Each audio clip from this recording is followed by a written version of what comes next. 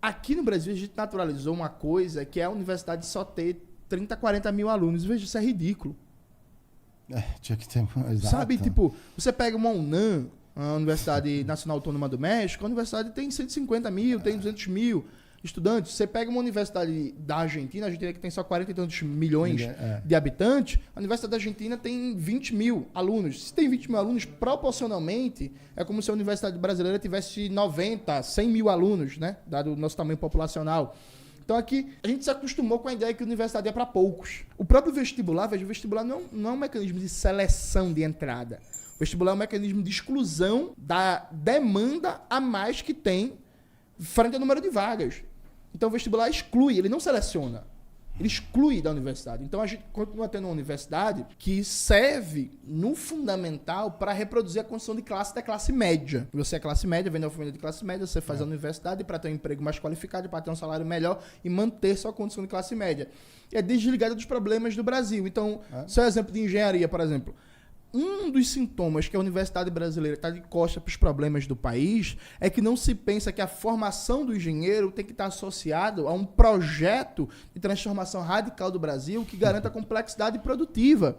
Então a gente forma engenheiro, tem que ter um projeto de alocação desse engenheiro num parque produtivo brasileiro, nacional, em que a gente produza nossas tecnologias e deixe de ser um consumidor tecnológico pagando royalties, mandando bilhões de riqueza para fora, porque o Brasil hoje é um país que basicamente produz, exporta produtos primários e consome produtos tecnológicos manufaturados. Então essa câmera, esse microfone, os notebooks, tudo que está aqui não foi produzido no Brasil, foi no máximo montado ou em São Paulo, na Zona Franca de Manaus. Tá toda de fora. Toda de fora pagando royalties e vendo riqueza para fora. Então, assim. A gente não produz patente na universidade, né? Que é uma burrice, né? Exato. Então, assim, o papel do engenheiro, por exemplo, não é só se formar aí para o mercado, é pensar a função do engenheiro dentro de um projeto, que para mim é a Revolução Brasileira, de criar autonomia produtiva, científico-técnica e tecnológica para o Brasil.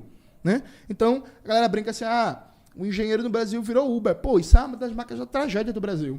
Então quer dizer que a gente investiu uma riqueza coletiva pública para criar uma estrutura para formar um engenheiro, depois esse engenheiro está sendo Uber? Tá errado. Nos últimos 10 anos, os números não são muito precisos, né? Porque falta um acompanhamento sistemático, mas nos últimos 10 anos saíram do Brasil mais de 50 mil mestres e doutores. Então quer dizer que a gente gastou riqueza coletiva para formar mestres e doutores e exportou força de trabalho ultra qualificada para a França, para a Bélgica, para Portugal, para os Estados Unidos, para o Canadá, para a Austrália. Isso é transferência de riqueza. Porque é ótimo para a economia de Portugal, da Bélgica, da França e dos Estados Unidos receber um engenheiro, um biólogo, um físico, um químico, um sociólogo, um historiador, um matemático, que ele não gastou R$1 para formar. Mas como é que a gente cria condições para manter esses profissionais aqui? Então, aí isso passa por um debate sobre projeto de país. Né? A gente tem no Brasil, há mais de 40 anos, um marco de economia política de reprodução do capitalismo, que é o neoliberalismo. Né? Qual é a premissa do projeto neoliberal? Incluindo as gestões do todo o governo PT e tudo mais. Eu falei ano passado que o Lula é neoliberal, deu uma polêmica danada, né? A gente vai chegar... Observe o Haddad, a gente chega lá. Observe o Haddad, mas galera, fica aí que tem coisa boa pra vir aí. Aguenta que vem. Aí é um paradigma da economia política de reprodução do capitalismo neoliberal. O que significa o neoliberalismo para os países da periferia do sistema capitalista, que é o caso do Brasil? Porque o neoliberalismo, embora seja um projeto global, falar de neoliberalismo nos Estados Unidos é o mesmo que falar de neoliberalismo no Brasil, né? Falando do Brasil, que é um país de capitalismo periférico. O Jaime Osório, ele chama o neoliberalismo de novo padrão de especialização produtiva. O que significa isso? Até 1930, 1940, a maioria dos países da América Latina, basicamente, eram países que produziam algum produto primário. Café, no caso brasileiro, banana, cacau, látex, petróleo bruto e por aí vai. Nos anos 40, 50, 60, houve um processo de industrialização dependente e periférica, no México, no Brasil, na Argentina, em menor medida na Colômbia, na Venezuela, e o neoliberalismo vem para destruir essa industrialização periférica muito limitada. Então você tem um novo padrão de especialização produtiva, que é os países da periferia do sistema capitalista vão ser fornecedores de produtos primários, basicamente. Então você privatiza tudo que é empresa pública, né? Você entrega para o capital estrangeiro. Acaba com a indústria. Acaba com a indústria, você desmonta órgãos públicos voltados para planejamento e para fomento da ciência e tecnologia e da indústria nacional, você acaba com políticas de proteção do mercado interno, você criminaliza a política industrial, você criminaliza ferramentas de desenvolvimento de uma indústria nacional, como a política de compras governamentais voltadas para o setor nacional. Você criminaliza até algo básico, que é, por exemplo, o governo FHC acabou com a distinção constitucional que existia entre empresa nacional e empresa estrangeira. Então, hoje, a Ford do Brasil, ela é juridicamente uma empresa nacional. Só que isso não existe. Não existe Ford do Brasil. A Ford é uma empresa estadunidense. Não existe Volkswagen do Brasil. Volkswagen é uma empresa alemã. Não existe Fiat do Brasil. Sabe? Mas o governo FHC acabou com isso. Então, você cria um paradigma que é o desenvolvimento capitalista brasileiro, ele vai ser centrado na produção de produtos primários, na renda da terra. Então, agronegócio, mineração, exploração de petróleo bruto, isso de um lado. De um outro lado, você vai ter uma financiarização da economia, então você tem um papel cada vez maior do rentismo, da especulação financeira. Os países da periferia do sistema capitalista vão ter de maneira consistente a maior taxa de juros do mundo, que é o caso do Brasil há mais de 30 anos, para atrair capital especulativo e remunerar a partir de juros e serviços da dívida pública, por exemplo. E aí você tem um tipo de dinâmica econômica em que a economia é cada vez mais dependente de importar tecnologia e de importar produtos complexos, produtos manufaturados. A dinâmica interna é cada vez mais dependente da renda da terra, do agronegócio, com os bancos, os fundos de investimento, o capital financeiro controlando cada vez mais e uma indústria cada vez mais raquítica, cada vez mais destroçada, cada vez mais débil. E na prática, inclusive, é até problemático falar-se de indústria. Porque, por exemplo, o que a gente chama de indústria, no geral, é uma montadora. Ela não está produzindo todas as dimensões fundamentais daquele produto. Não estão interligadas tampouco. Não estão interligadas. E também não está produzindo, não está fazendo o P&D, né? A pesquisa e desenvolvimento, não está produzindo os elementos mais complexos. Ela monta um conjunto de peças em que o monopólio estrangeiro distribui a produção de boa parte dessas peças pelo Sudeste Asiático, a matriz fica com a produção de tecnologia, fica com design, com a comercialização, com o controle das cadeias produtivas, com todo esse elemento de gestão da empresa, e a empresa no Brasil monta. Tá pior, tá? O pesquisa e desenvolvimento hoje está no Brasil, estão usando o capital intelectual para desenvolver lá fora. Exatamente. Que agora você tem essa, né? Você pode trabalhar de qualquer lugar, né? Principalmente no setor de TI. Você recruta aqui no Brasil, a galera está no Brasil trabalhando, mas todo o desenvolvimento disso fica nos Estados Unidos, na Alemanha, o cara fala assim, França, tô bem, tô ganhando em dólar. Mas a economia brasileira tá perdendo, porque ele tá ganhando em dólar, mas é desenvolvido o produto lá fora que a gente vai pagar royalties e transferir riqueza para fora depois. Né? Aí ele fala, não, mas tá movimentando a economia aqui, porque esse dólar ele tá gastando no Brasil. Aí você fala, mas isso não é sustentável. Exato. Então, veja, enquanto existe esse paradigma da economia política, enquanto a gente tiver no regime capitalista neoliberal, e para mim o neoliberalismo é uma fase do capitalismo, não é uma política econômica só. É uma fase histórica do capitalismo. Esse país ele não tem futuro. Basicamente é isso. Quando a gente não tiver um projeto anti-neoliberal, um projeto de revolução brasileira, um projeto popular, revolucionário, nacionalista, anti-imperialista, o Brasil não tem futuro. Por quê? Vamos pegar um exemplo do governo Lula. 1 e 2. Foi bom? Em alguns aspectos foi. Aumentou o poder de compra do salário mínimo. Muita gente deixou de passar fome, Muita gente deixou de passar fome, reduziu a fome. Aumentou o papel do crédito para as camadas populares. As pessoas puderam consumir muito mais, comprar eletrodomésticos de linha branca.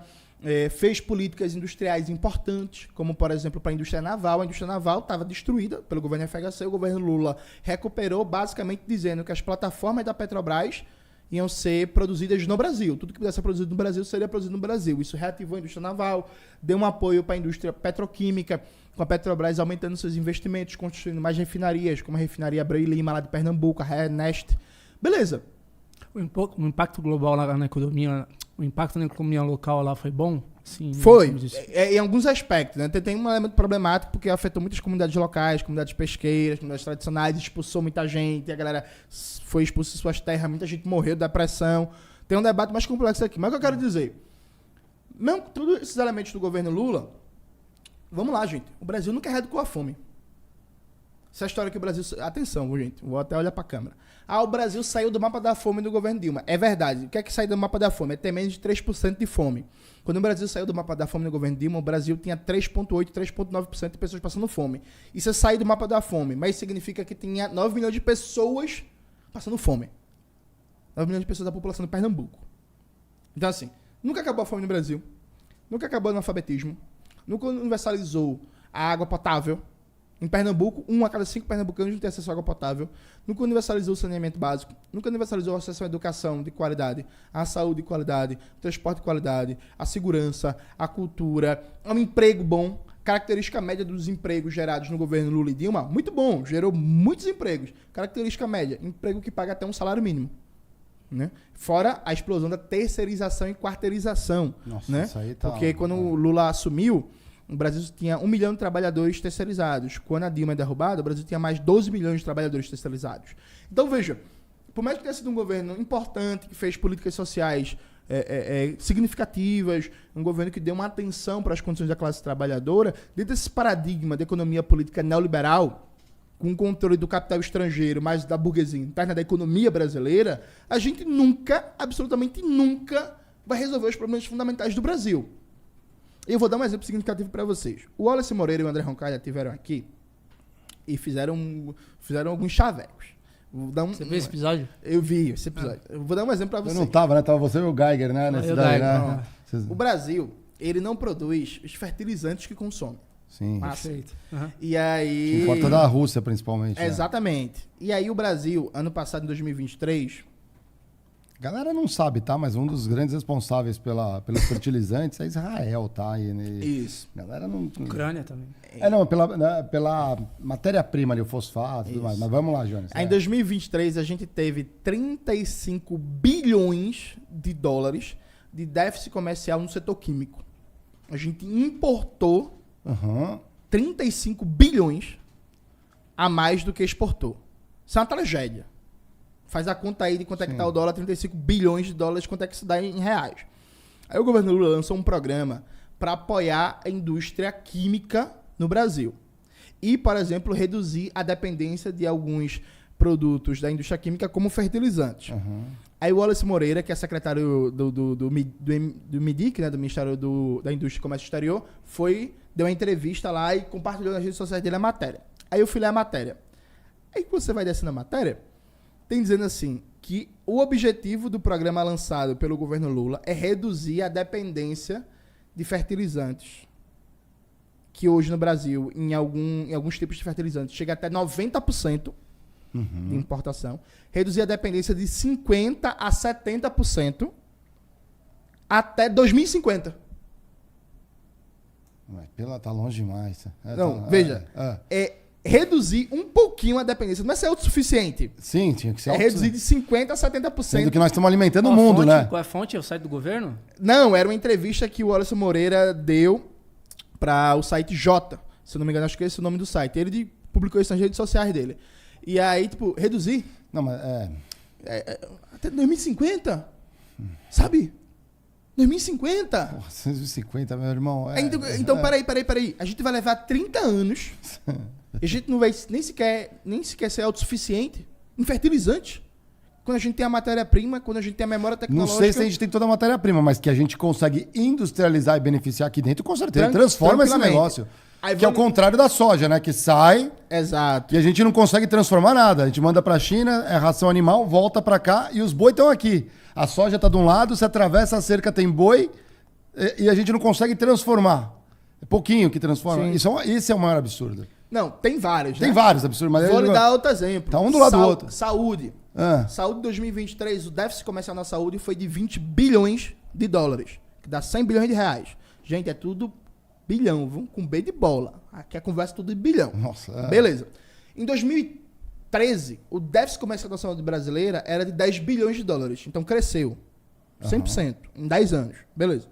Aí o governo federal lançou um programa do Complexo Industrial da Saúde para tentar reduzir a dependência no setor da saúde, né? Hoje o Brasil importa 90% dos IFAs que consome. IFA é um ingrediente farmacêutico ativo, que é, numa linguagem bem vulgar, bem popular, é como se fosse o GPS do remédio, é o que faz o remédio funcionar, ativar o que ele tem que ativar no corpo humano. O Brasil já chegou a produzir 50% dos IFAs que consome. Hoje só produz 10%. Aí, beleza, o governo federal lançou um programa, muito bom. Você vai ver o aporte do BNDES para o programa para reduzir a dependência no setor industrial da saúde, é só de 6 bilhões. É nada. Nossa. Sabe? Não, assim, BNDES tá com o... A Luiz o Mercadante, né? O que eles falaram aqui, na verdade, é que o governo elegeu alguns setores estratégicos para tentar reativar a indústria. E aí, quais são as vocações do Brasil? Agronegócio, óleo e gás, saúde. Então, eles estão fazendo projetos adjacentes que promovam a retomada da indústria. E aí, no caso do fertilizante, é o setor agroindustrial. É uma camada acima uma indústria de matéria-prima, né? Então, é você reativar a cadeia de produção do agronegócio, se tornando uma economia agroindustrial, para que você possa melhorar a qualidade, o valor agregado da economia para você exportar, né? Acho que é esse o princípio. Mas né? veja, isso não vai se concretizar. Sabe por quê? Vamos lá, tem uma série de premissas. Primeiro tem uma premissa aqui política. Se você quer enfrentar a dependência tecnológica, a desindustrialização, a reprimarização da economia, o domínio do rentismo, você tem que fazer um debate político com a população. Você tem que debater, você tem que mobilizar, você tem que fazer com que a classe trabalhadora se intere, se envolva, defenda um projeto de soberania efetiva. Então, assim, não dá para ser tratado como um tema de especialista. Você tem que trazer o grande público para o debate, você tem que trazer a classe trabalhadora para o debate. Porque a gente está falando de briga grande. Quem domina, por exemplo, o setor de produção de fertilizantes e de agrotóxicos no Brasil são grandes monopólios estrangeiros, que ganham muito dinheiro, que são muito poderosos. Quem domina o setor comercial, industrial da saúde no Brasil... Assim, né? Então, a China acho que vai engolir esses caras. Exato. Na indústria química eu acho que vai engolir. Sim, são monopólios estrangeiros também, muito poderosos. Tudo né? estrangeiro, Então, assim, são monopólios estrangeiros associados aos setores da burguesia, da classe dominante interna, que essa gente é muito poderosa. Então, se você faz um negócio de gabinete, sem chamar o povo para jogada, sem organizar a classe trabalhadora, sem organizar o debate nacional, no sentido de enfrentar o modelo neoliberal e transitar num processo de industrialização socialista, o negócio não sai do papel. Isso por um lado. Você tem outras premissas aqui, são premissas macroeconômicas, que esse governo não está colocando. Primeiro, você precisa, de maneira consistente e permanente e planejada, de investimento público. Todo projeto de desenvolvimento tecnológico, seja capitalista, seja socialista, ele tem uma premissa de um investimento público consistente e permanente que garanta a pesquisa de base para você desenvolver os complexos tecnológicos. Lula, formulado pelo ministro da Fazenda, Fernando Haddad, que é um neoliberal, ele tem como premissa reduzir o tamanho do Estado ano após ano, porque ele tem duas métricas para a despesa pública, que é a despesa pública só pode crescer até 70% do arrecadado no ano anterior e dentro de uma banda em que o PIS é 0,6% e o máximo 2,5% do gasto primário do Estado, né? Então, isso faz com que o Estado vá reduzindo ano após ano. E o Estado está proibido de entrar em déficit público, que é um instrumento fundamental de política econômica. Então, do ponto de vista fiscal, se matou qualquer capacidade de planejamento de longo prazo, porque é mentira, por exemplo, é mentira que é possível hoje no Brasil fazer um planejamento, por exemplo, vamos pegar as principais universidades públicas produtoras de ciência e tecnologia na área da saúde, vamos pegar a Fiocruz, vamos pegar o Ageu Magalhães, vamos pegar os hemocentros, que são públicos de cada estado, e vamos garantir um programa de financiamento pelos próximos 15 anos. Não dá para fazer isso. Por que não dá para fazer isso? Porque ano após ano, o novo teto de gastos vai reduzir a capacidade de investimento público. Então, não existe previsão, do ponto de vista fiscal, de garantia de financiamento público permanente e crescente. A China virou a potência que virou porque ela passou 30 anos seguidos, crescendo ano após ano, o investimento público em ciência e tecnologia. Então, isso por um lado. Pelo segundo lado, você não tem uma política de crédito realmente barato para financiar esses setores considerados estratégicos, dado que o mercado bancário brasileiro é um dos mais concentrados do mundo. O mercado bancário brasileiro está na mão de 5 bancos, né? Bradesco, Itaú, BTG, Banco do Brasil, Caixa. Beleza. E Santander. Esses bancos, e aí a Caixa e o Banco do Brasil são bancos públicos, mas estão dentro do cartel dos bancos privados.